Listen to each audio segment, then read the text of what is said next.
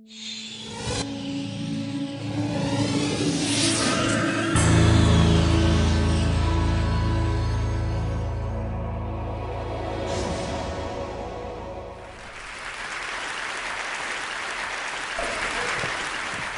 I'll start with this. A couple of years ago, an event planner called me because I was going to do a speaking event. And she called and she said, I'm really struggling with how to write about you on the little flyer. And I thought, well, what's the struggle? And she said, well, I saw you speak, and I'm going to call you a researcher, I think, but I'm afraid if I call you a researcher, no one will come because they'll think you're boring and irrelevant. And I was like, okay. And she said, but the thing I liked about your talk is, you're a storyteller, so I think what I'll do is just call you a storyteller.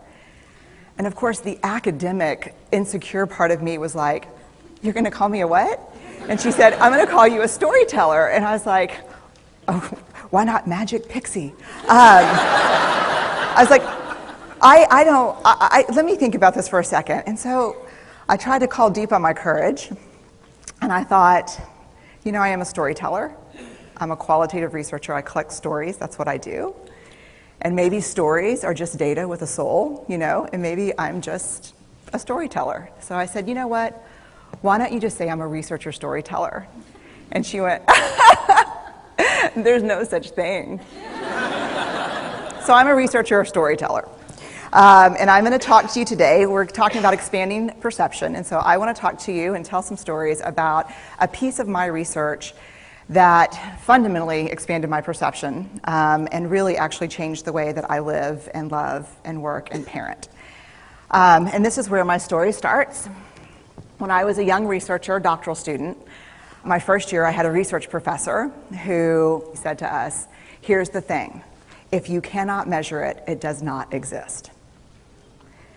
And I thought he was just sweet talking me. I was like, really? And he's like, absolutely. So you have to understand that I have a bachelor's in social work, a master's in social work, and I was getting my PhD in social work. So my entire academic career was surrounded by people who kind of believed in the life's messy, love it, and I'm more the life's messy, clean it up, organize it, and put it into a bento box. And so to think that I had found my way, to found a career that takes me, really one of the big sayings in social work is lean into the discomfort of the work. And I'm like, knock discomfort upside the head and move it over and get all A's. That was my mantra. So I was very excited about this. And so I thought, you know what? This is the career for me because I am interested in some messy topics, but I want to be able to make them not messy. I want to understand them. I want to hack into these things that I know are important and lay the code out for everyone to see. So where I started was with connection, because by the time you're a social worker for 10 years, what you realize is that connection is why we're here. It's what gives purpose and meaning to our lives.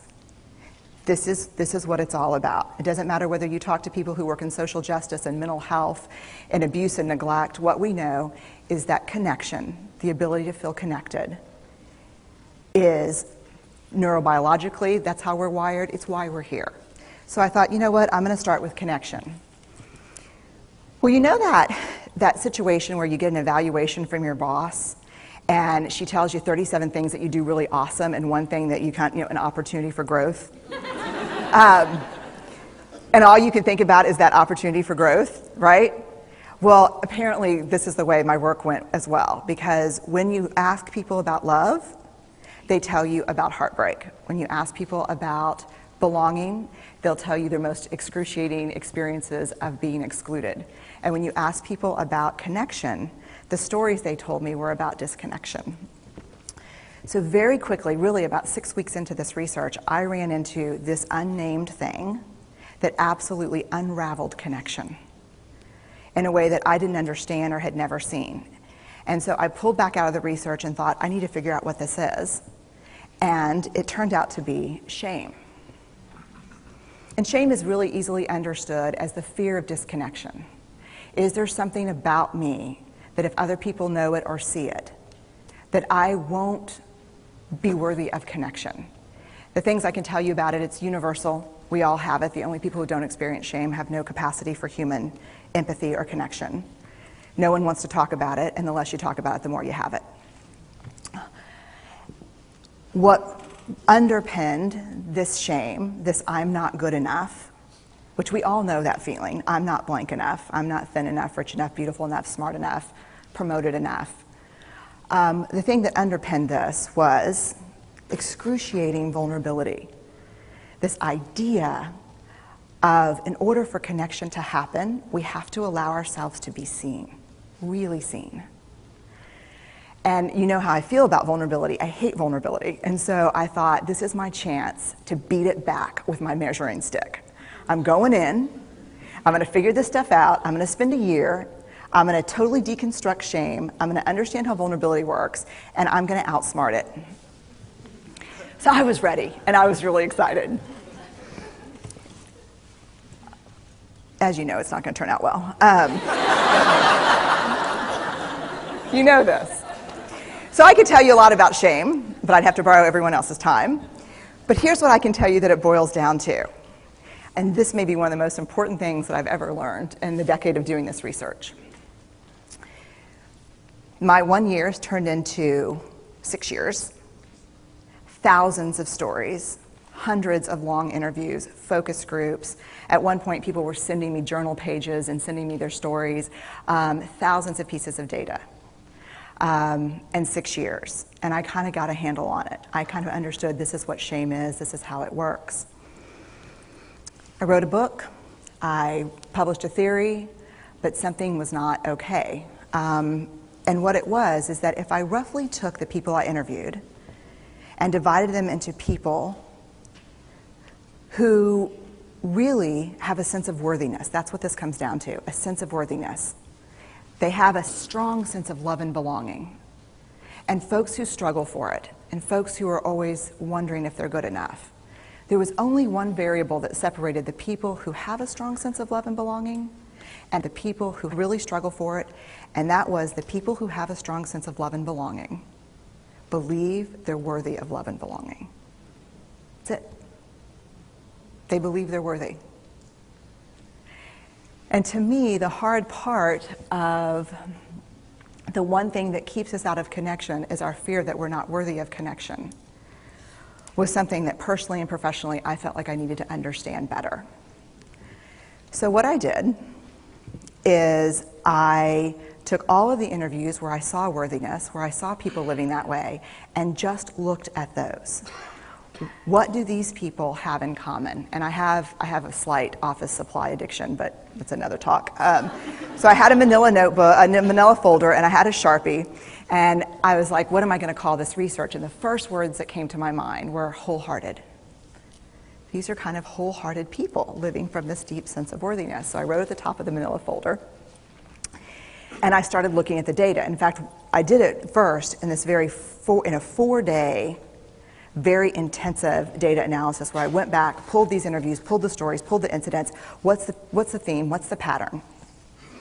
My husband left town with the kids because I always go into this kind of Jackson Pollock crazy thing where I'm just like writing and going and kind of just in my researcher mode. And so here's what I found. What they had in common was a sense of courage. And I want to separate courage and bravery for you for a minute. Courage, the original definition of courage, when it first came into the English language, it's from the Latin word cur, meaning heart. And the original definition was to tell the story of who you are with your whole heart. And so these folks had, very simply, the courage to be imperfect.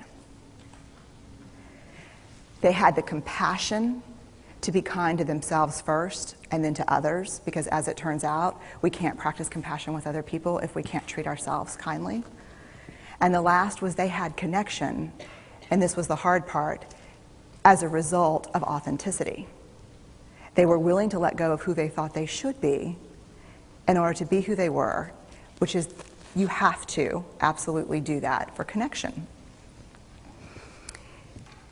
The other thing that they had in common was this. They fully embraced vulnerability. They believed that what made them vulnerable made them beautiful. They didn't talk about vulnerability being comfortable, nor did they really talk about it being excruciating, as I had heard earlier in the shame interviewing. They just talked about it being necessary. They talked about the willingness to say I love you first. The willingness to do something where there are no guarantees.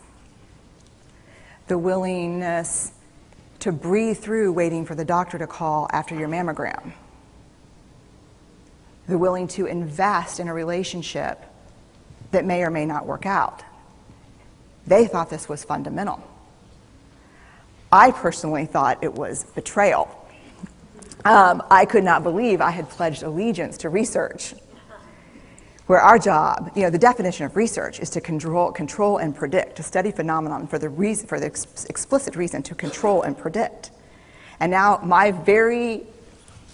mission to control and predict had turned up the answer that the way to live is with vulnerability and to stop controlling and predicting.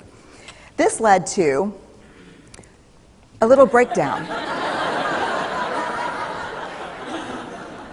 which actually looked more like this. And it did. It led to I call it a breakdown, my therapist calls it a spiritual awakening.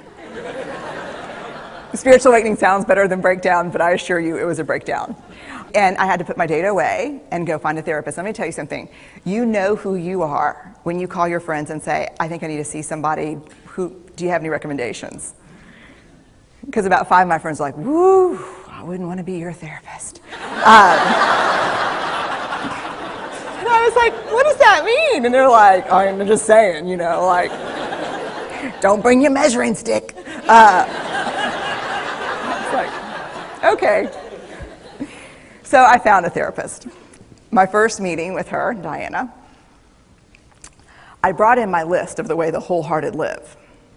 And I sat down, and she said, how are you? And I said, I'm great, I'm okay. And she said, what's going on? And I said, and this is a therapist who sees therapists, because we have to go to those because their BS meters are good. And so I said, here's the thing, I'm struggling. And she said, what's the struggle? And I said, well, I have a vulnerability issue, and and I know that vulnerability is kind of the core of shame and fear and our struggle for worthiness, but it appears that it's also the birthplace of joy, of creativity, of belonging, of love, and I think I have a problem, and I need some help. And I said, but here's the thing, no family stuff, no childhood shit, I just need some strategies.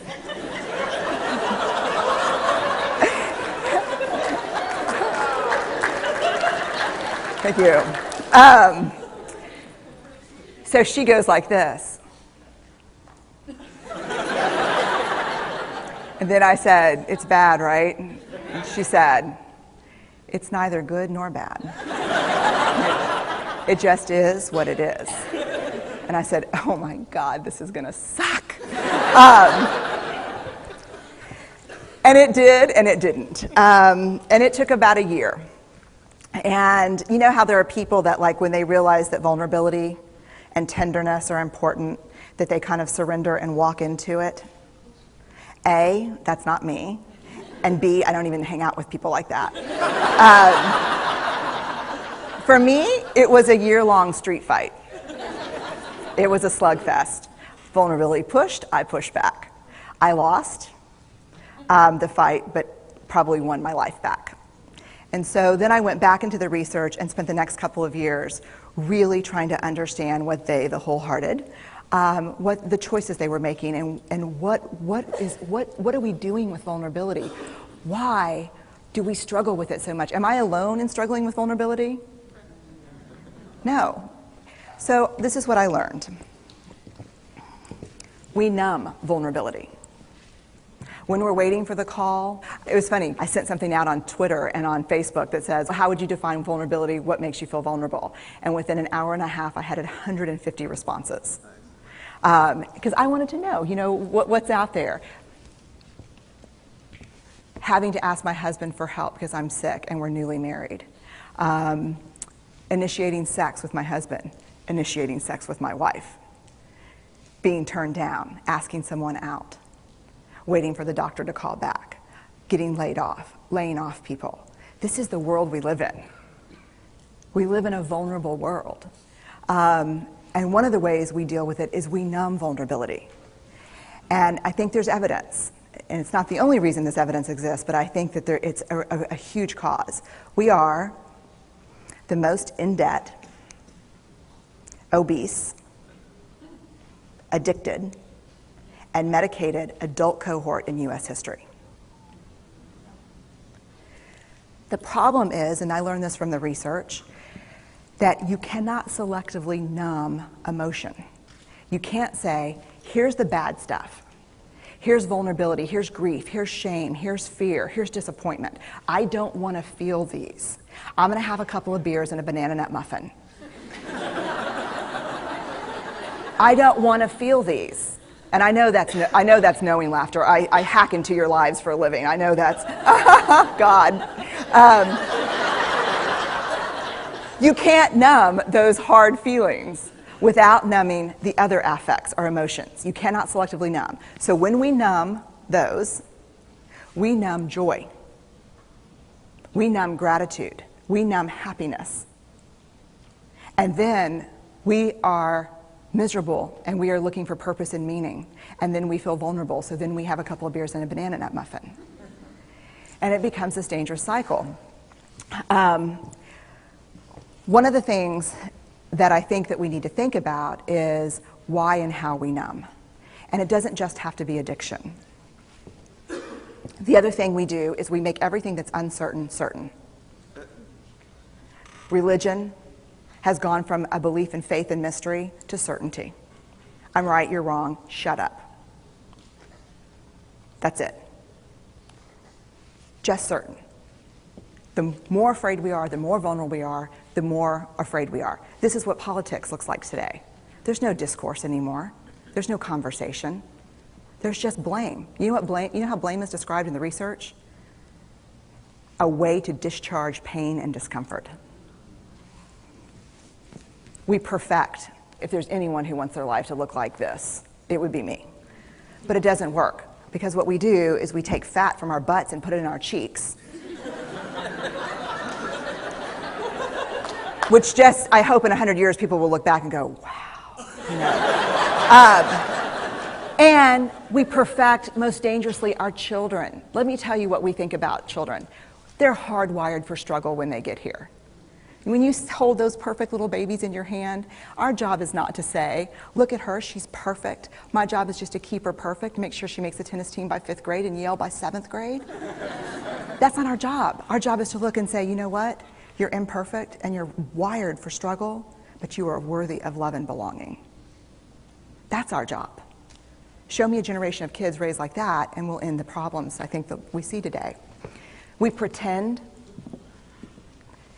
that what we do doesn't have an effect on people. We do that in our personal lives. We do that corporate, whether it's a bailout, an oil spill, a recall. We pretend like what we're doing doesn't have a huge impact on other people. I would say to companies, this is not our first rodeo, people. We just need you to be authentic and real and say, we're sorry, we'll fix it. But there's another way, and I'll leave you with this. This is what I have found. To let ourselves be seen, deeply seen, vulnerably seen. To love with our whole hearts, even though there's no guarantee. And that's really hard, and I can tell you as a parent, that's excruciatingly difficult. To practice gratitude and joy in those moments of kind of terror when we're wondering, can I love you this much? Can I believe in this as passionately? Can I be this fierce about this? Just to be able to stop and instead of catastrophizing what might happen, to say, I'm just so grateful. Because to feel this vulnerable means I'm alive. And the last, which I think is probably the most important, is to believe that we're enough. Because when we work from a place, I believe, that says, I'm enough, then we stop screaming and start listening. We're kinder and gentler to the people around us, and we're kinder and gentler to ourselves. That's all I have.